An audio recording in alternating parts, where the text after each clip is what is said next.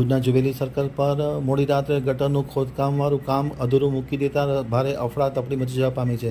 રસ્તામાં traffic jam થતાં divert કરવાની ફરજ પડી છે। રાત્રે વરસાદ પડતા પરિસ્થિતિ વધારે ગંભીર બની। ગટરનું કામ કરવા માટે આ રસ્તાનું ખોદકામ કરવામાં આવ્યું હતું।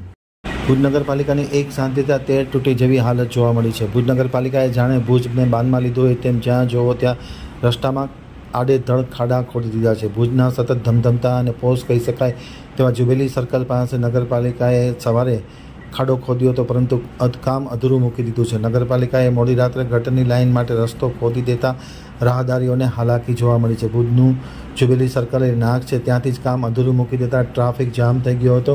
રસ્તો ડાયવર્ટ કરવાની ફરજ પડી હતી। ધારાસભ્ય ખુદ જુબેલી સર્કલ પાસે રહે છે, ત્યારે પાલિકાએ ગટર માટે ખાડો ખોદીને કામ અધૂરું મૂકી દીધું છે। જુબેલી સર્કલથી રોજ હજારોની સંખ્યામાં વાહન ચાલકો પસાર થાય, પરંતુ આજે મોડી રાત્રે આ કામ અધૂરું મૂકી દેતા અને પાછો વરસાદ પડ્યો હોય ત્યારે આ પરિસ્થિતિ ઓર ખરાબ બની ગઈ છે અને રસ્તો ડાયવર્ટ કરવાની તંત્રને ફરજ પડી છે।